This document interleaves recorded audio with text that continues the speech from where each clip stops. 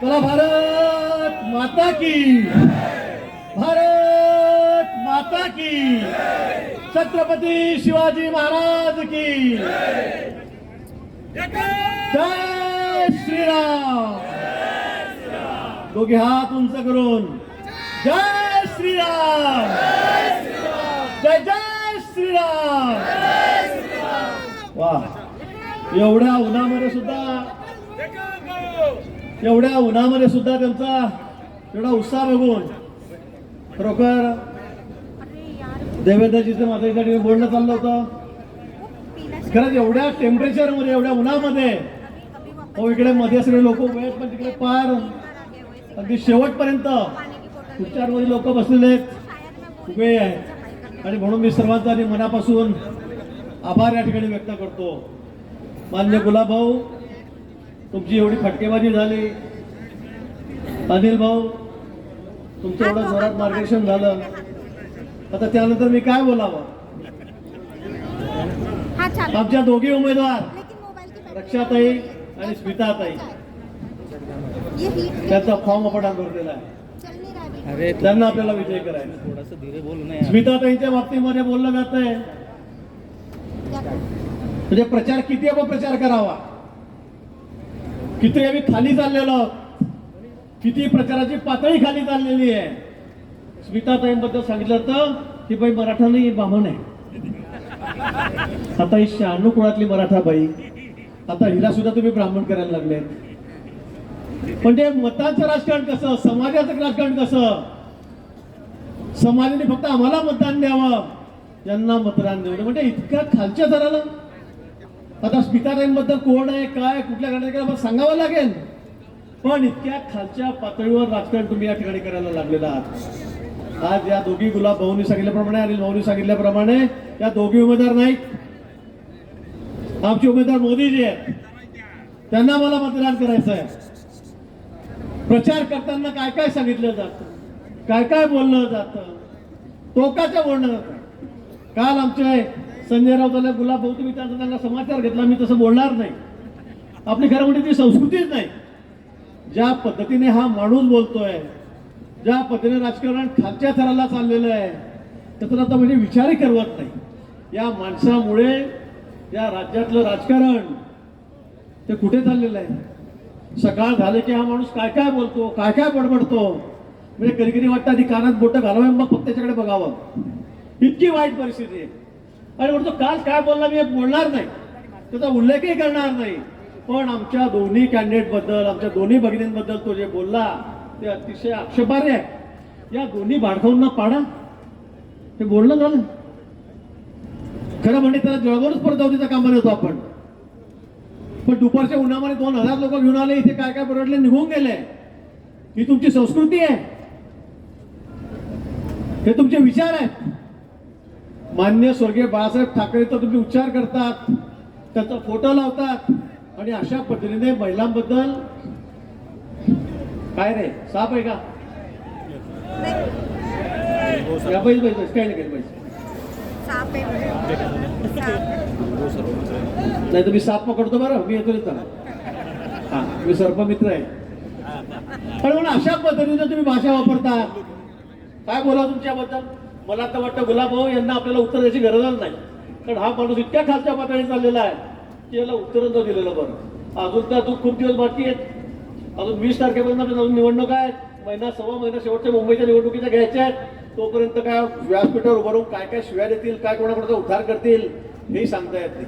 याची मानसिक स्थिती आता खालावलेली आहे, बिघडलेली आहे सगळी मशीन त्यांची आता. आणि मग दररोज सकाळ झाली की वाटेल तशी शिवीगाळ, याशिवाय ते काही त्या ठिकाणी करत नाही. आणि म्हणून मी तो ही निवडणूक ही काही दोन्ही उमेदवारांची नाही आहे, ही निवडणूक कुठली नातेवाईकाची नाही आहे. याचं नातं इकडे जास्त आहे, त्याचं नातं भडगावला आहे, त्याचं नातं पाचोऱ्याला आहे, त्याचं नातं चाळीसगावला आहे. ती काही नातेवाईकांची आहे, ती समाजाची आहे, ही धर्माची निवडणूक आहे. तरी कुठल्याही नातेवाईकाची, समाजाची, धर्माची निवडणूक नाही, तरी देशाच्या अस्तित्वाची निवडणूक आहे. ही देशाची निवडणूक आहे. या देशाला आपल्याला महासत्ता करायचं आहे, या देशाला सुपर पॉवर करायचं आहे, या देशाला विश्वगुरु करायचं आहे. आणि त्यासाठी एकच इलाज आहे, काय तो या देशाला सुपर पॉवर कोण करू शकतं? राहुल गांधी करू शकतात? उद्धव ठाकरे म्हणे पंतप्रधान होतील, आता काय डोकं फुटते माणसाच्या पुढे? संजय राऊत म्हणले परवा उद्धवजी सुद्धा पंतप्रधान होऊ शकतात. अरे बाबा, 2 खासदार तर निवडून आण, मग पंतप्रधान हो.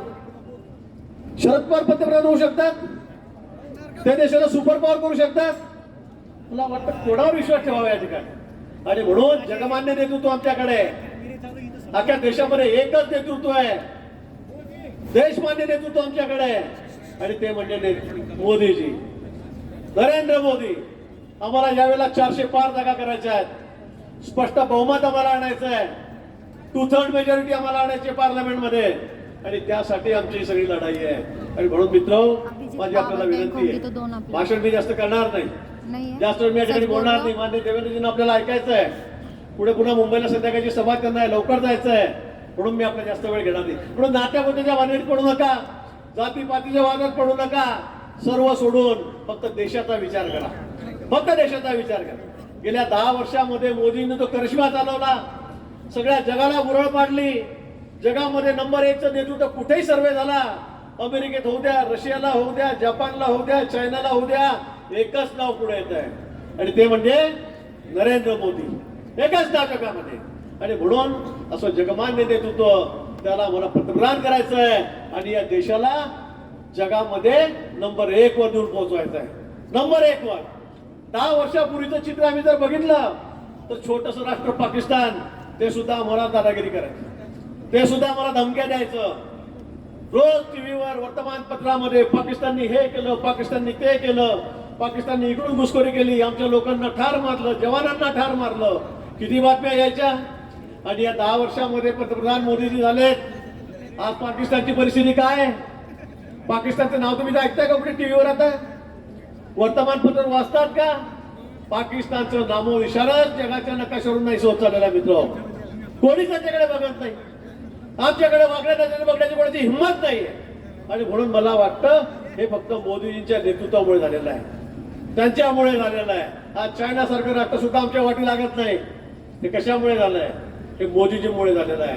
आणि म्हणून जगामध्ये आता आमची अर्थव्यवस्था 11 वरून 5 नंबरवर आली. आता मला या 5 वर्षामध्ये 3 नंबरवर आणायची आहे, आणि येत्या 47 पर्यंत, म्हणजे जेव्हा मला 100 वर्ष पूर्ण होतील, त्यावेळेला हा भारत देश हा जगामध्ये सुपर पॉवर 1 नंबरचा देश झालेला आपल्याला बघायला मिळेल, 1 नंबरचा.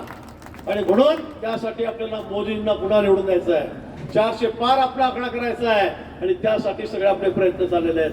मला माहित आहे, गुलाब भाऊनी सांगितल्याप्रमाणे इथे एवढ्या मोठ्या संख्येमध्ये आपण आलेला. मला वाटतं राज्यामध्ये एवढी संख्या एवढ्या उन्हामध्ये कुठेच नसेल, कोणत्याही लोकसभा मतदारसंघामध्ये नसेल.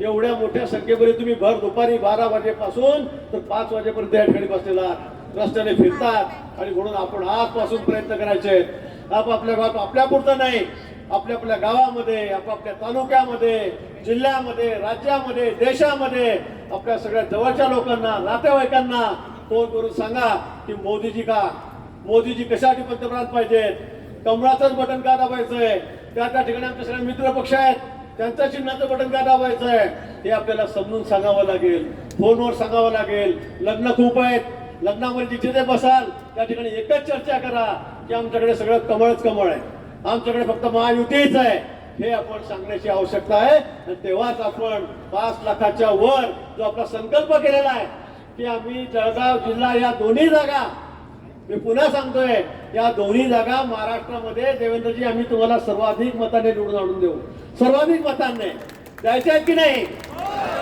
5 लाखाच्या वर. गेल्या वेळी आम्ही 4 लाखाच्या वर उच्चांक आम्ही गाठलेला होता, त्यावेळेला आमचं मताधिक्य 4 लाखाच्या वर तुम्ही जागेचं होतं. या वेळेला आम्ही 5 लाखाच्या वर मताधिक्य तुम्हाला त्या ठिकाणी देऊ, आणि आमच्या दोघी भगिनींना, रक्षाताईंना, स्मिताताईंना पार्लमेंटमध्ये मोदींचे हात बळकटण्यासाठी या ठिकाणी पाठवतो. एवढा संकल्प मी या ठिकाणी करतो. मोदी आपल्या देवेंद्रजींना शब्द देतो आपल्या सर्वांच्या वतीने, आणि थांबतो. जय हिंद, जय महाराष्ट्र. धन्यवाद भाऊ.